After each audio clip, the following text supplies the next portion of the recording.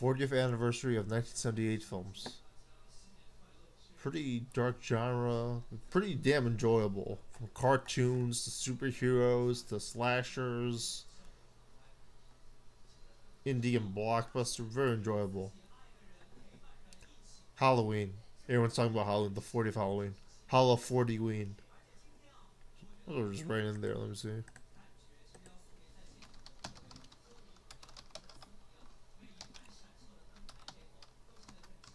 There you go. uh, Started the slasher genre, albeit that was inspired by Psycho. So much reference to Psycho in the film. 18 years later. Obviously, you can do some fan fiction with Laurie Strode being Marion Karen's daughter or something. Soundtrack. The shape. The fact that it was on a low budget. Halloween's obviously been a better franchise than Psycho 40 years later. Could do a whole thing on that. Dawn of the Dead, the theme of communication is really important of the film to the film. Transcends the B genre. Thank you, George Romero. I went to Pittsburgh this year. I was pretty damn happy even when I didn't get to see the horror stuff.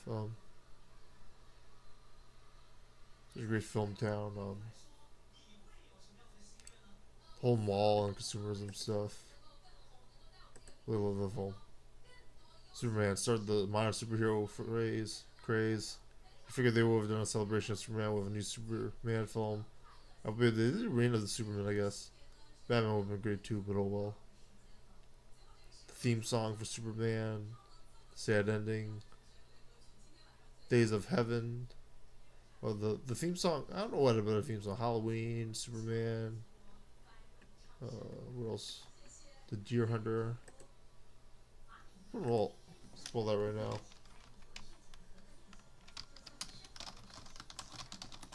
This theme song. Superman.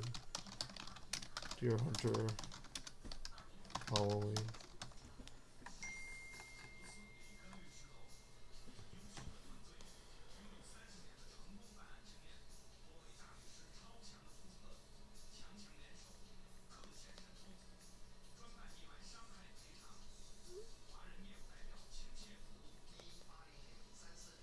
So I got a message from my friend from work.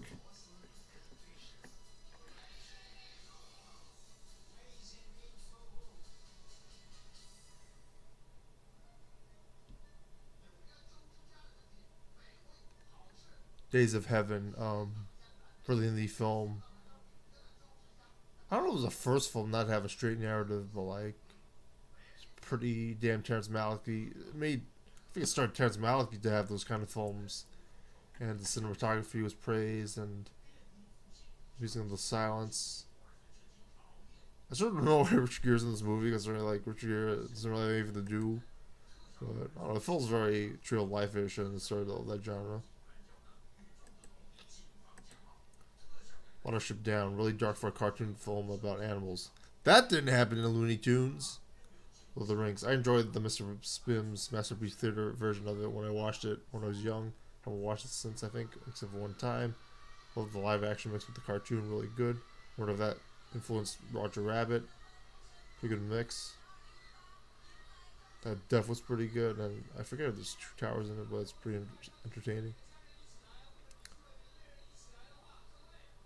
Brooke Adams, oddly enough, was in Invasion of the Body Snatchers and Days of Heaven. I gotta watch Invasion of the Body Snatchers.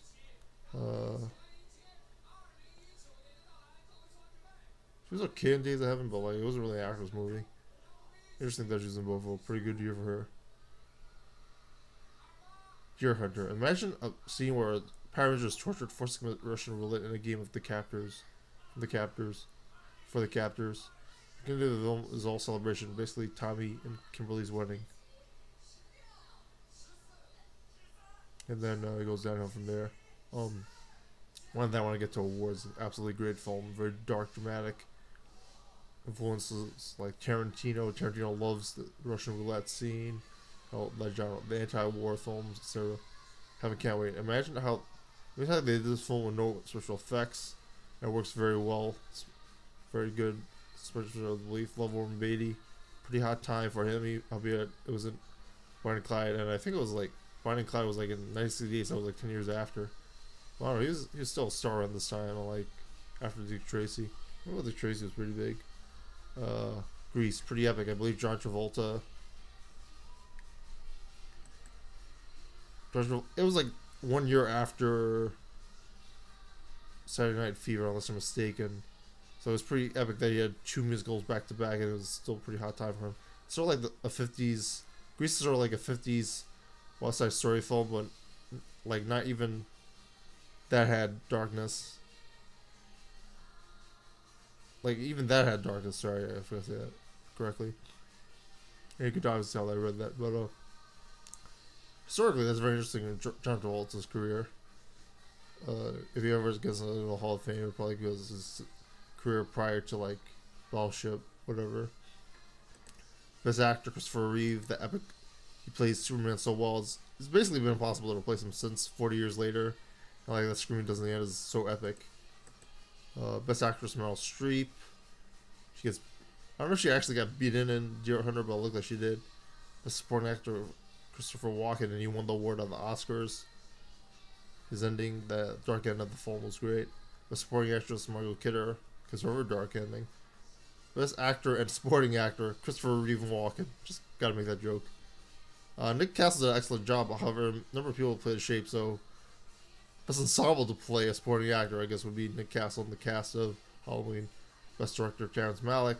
Best screenplay The Deer Hunter. Best blockbuster. Best director Terrence Malick, obviously, because it's not straight narrative and basically redefined his career. Best writing The Deer Hunter. Hollywood indie script, very good. Best blockbuster Superman. Get into that a little bit. The music, the sound, it feels like so much money was spent in it, and it gave returns. That was just excellent. I would consider it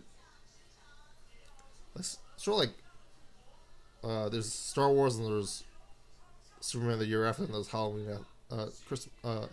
Alien the year after.